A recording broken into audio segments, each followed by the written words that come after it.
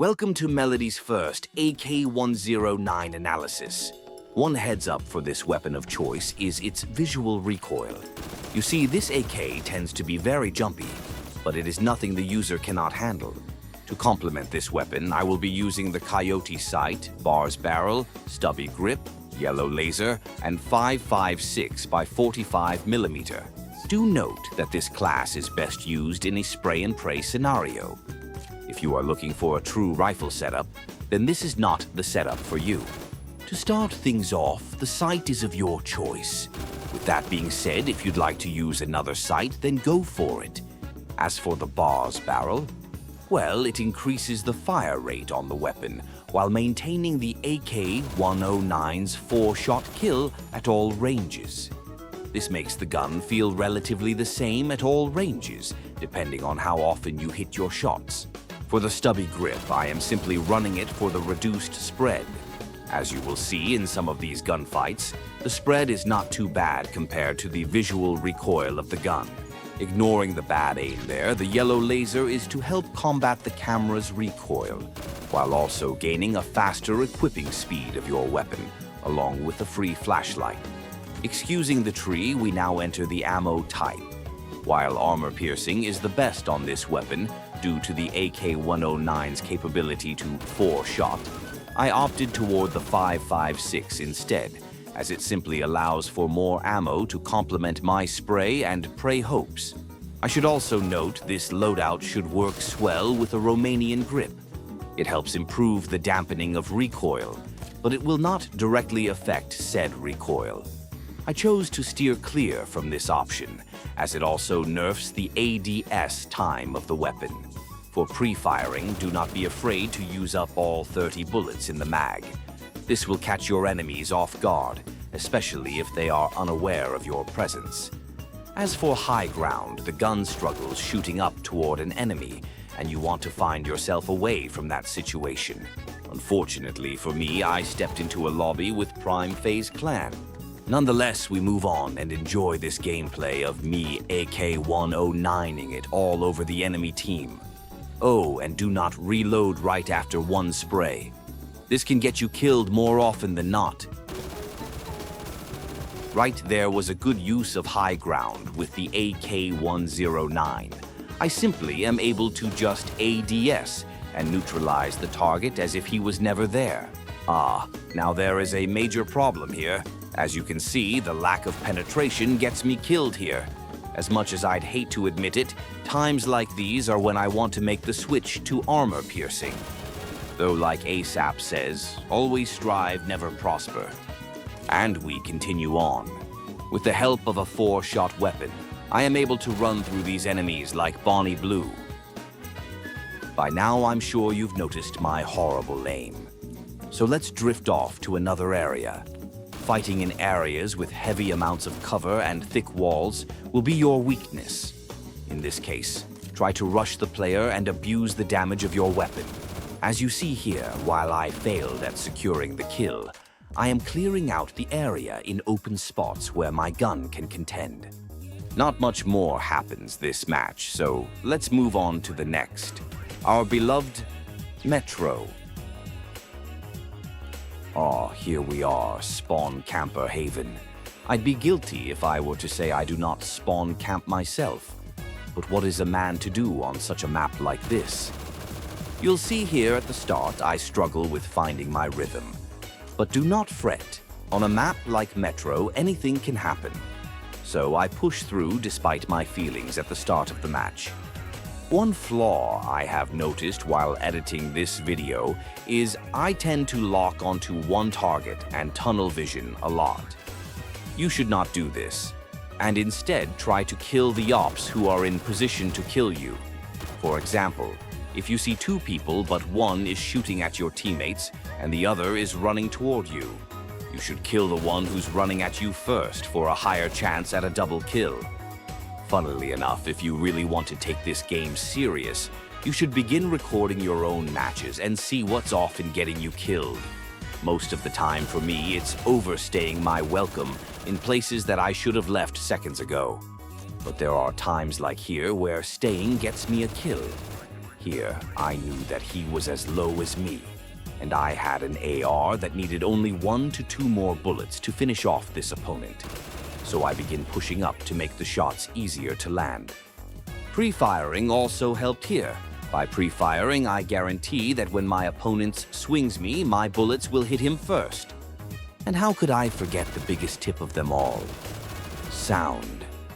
I absolutely assure you that if you improve your sound and listening, kills will fall to you like flies. Once I learned how to follow sound and track my enemies through walls, I began going from 30 kill games to 60 plus. And you should also try and learn every map in the game. While majority of the map pool is quite unforgiving, map awareness can be the deciding factor of life or death when trying to escape with low HP. Here is an example of me staying where I didn't need to be. I could have easily ran away and hid for HP, but instead I chose to swing again, and I got killed. There, I get a confirmed kill using my map knowledge. Knowing where I spawned and there was someone still where I had died, I quickly run to that area and neutralize the threat. Now I am not sure if there is an example of my next tip. However, you should have trigger discipline. Think about it like this. Is it worth shooting at someone when they can still escape? And now your presence is known via minimap to the whole surrounding enemy team. Sometimes it's in your best interest to let an enemy get away that once. Speaking of minimaps, as you can see, mine is quite large. This is so I can easily track who's around me and make the distance between my eyes and the center of my screen a shorter travel. This further allows the corner of my eye to see more than what it would have if my minimap was smaller. Personally, I do not spawn on my teammates often, as it puts me in spots of the battlefield that I wish to not be around when I originally spawn. Though it's good to spawn on teammates if they're in areas that benefit you. An example being if you're getting spawn camped and one is far from your spawn. Remember, this is preference. If you'd rather spawn on your teammates, then go for it. Here is a stupid play by me. I see my teammates are taking a lot of bullets or even dying. Yet I pursued through the tight corridor and find myself another victim to the L-22. I begin to notice the lack of combat happening near the center of the map. So I begin to pivot my push. Perhaps my team is beginning to successfully get a hold of the enemy team. After all, it's been a neck-and-neck match so far. We've been talking a lot about spawn camping, but how do you do it? Well, usually spawn camping happens when a few players from one team sit in the general area of the other team's spawn and kill players who have just spawned in. Though, if the game begins to detect enough players in the enemy team's area, then the spawn will swap to a different spawn in the map. Though, in Phantom Forces, this usually takes much longer than it should. On maps like Metro, spawn camping is the game-deciding factor. Usually on Metro, whichever team spawn camps the longest wins. To avoid being spawn camped, if it's possible, you should try and find a route away from your spawn that safely gets to an area away from the spawn camping. Here you can open chat and type the % key, which allows you to chat to your team only. From there, you can tell them you're in a safe space to spawn. Back to the AK109, you will notice that I have been often using this gun to just spray at a target. While there are times you have to take your time, usually just holding LMB at an enemy's radius will get you a kill. This is what my AK109 kit excels at. Keep in mind, this is the nerfed state of the AK109, if I remember correctly. I remember faintly when I first got this gun, it was much better in terms of visual recoil. But despite its so-called nerfs, the gun still prevails as a fun AR to use. By here, I was beginning to recover my KDR, and I was starting to get a morale boost. An important part of this game in general is staying patient with your gameplay. And if you continue to struggle, use the server browser and go to a map you enjoy, or just take a break for a game or two. Not much happens here, but more kills, so I'm going to skip ahead a bit.